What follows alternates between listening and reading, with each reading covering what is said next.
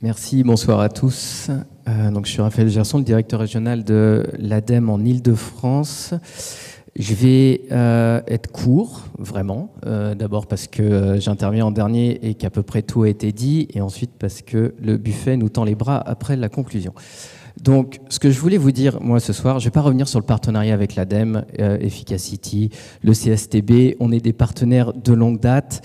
L'ADEME a soutenu la méthode quartier énergie carbone.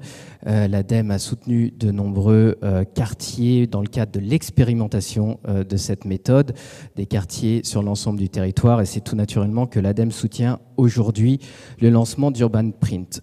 J'aimerais plutôt parler d'Urban Print ce soir. Il vous a été montré précédemment, vous avez eu une démonstration et je pense que c'est son côté très pragmatique et très opérationnel qui fait la force de cet outil.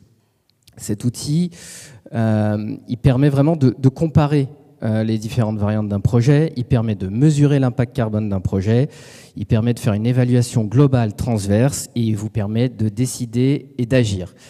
Je ne vais pas revenir sur ce qui a été dit sur l'urgence d'agir. On a pris beaucoup de temps pour vous dire qu'on n'en avait pas. Donc maintenant, il faut effectivement passer à l'action et c'est grâce à des outils comme ça qu'on peut clairement passer à l'action. On a souvent tendance... moi, j'aime bien citer Kissinger qui disait l'Europe, d'accord, mais c'est quoi le numéro de téléphone ? On a souvent tendance à comparer la transition écologique à ça. On est souvent désemparé par rapport à la transition écologique. Il y a un consensus sur l'urgence à agir, mais on ne sait pas trop comment prendre le sujet. Surtout que c'est un sujet complexe. Tous les secteurs sont liés. Et la réponse à est-ce que ce projet est bon ou pas pour l'environnement, la réponse est souvent ça dépend.